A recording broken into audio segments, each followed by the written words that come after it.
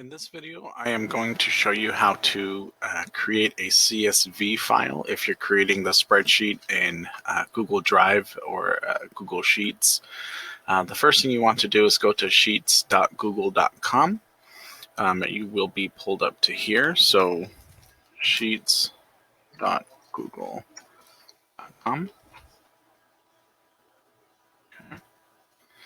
Make sure you select your correct account. We're going to start with adding a blank one.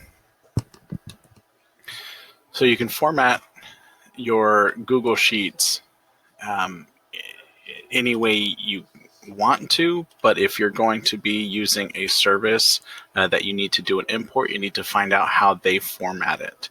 So for example, they may require first name with each letter of the word capitalized.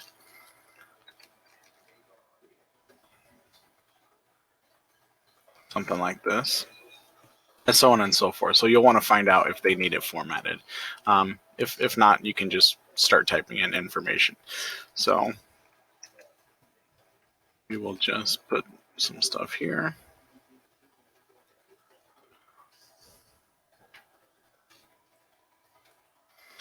All right. Now that I've created my sheet, I want to save it as a CSV. Most batch tracking CRMs will only accept CSV files. So what we can do is we can go file, and then we can download this one here. So let's see if it gives us an option. Here we go. So comma separated value is CSV. So we want to choose this one here. I'm going to save it. Hey Chris, this is Elisa with Investor VIP. Returning your phone call. Just wanted to touch base. I'm just waiting to see if maybe there is a pop-up. If there's not, it may have gone into my downloads. So let's double check that. Let's see if it tells me. Oh, yep, here it is. Okay, so I'll just go to the folder. So as you can see here, it downloaded my file, and I can see here Microsoft Excel, comma separated values. So let's just make sure that it saved it as a CSV. Yep, .csv. So perfect. So now you can take this and upload it into wherever you're trying to upload it to, whether you're doing a batch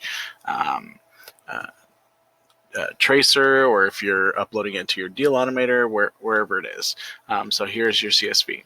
If you're working off of Excel, you have your Excel spreadsheet here. You will need to go to File, Save As, and then we'll pick the location. So I'll just browse, and I want to save it at my desktop. Now what you need to do is you name it whatever you want, but the drop down here is where you're going to select what type of format you want, or what type of file you want. So you'll just choose CSV, comma delimited, and then save it. Now it'll ask you, are you sure? And you'll just want to click yes. And then when I go to close it, it'll ask me again. I'll just click don't save because I already saved it. And then you'll have it saved as a CSV. And that is all.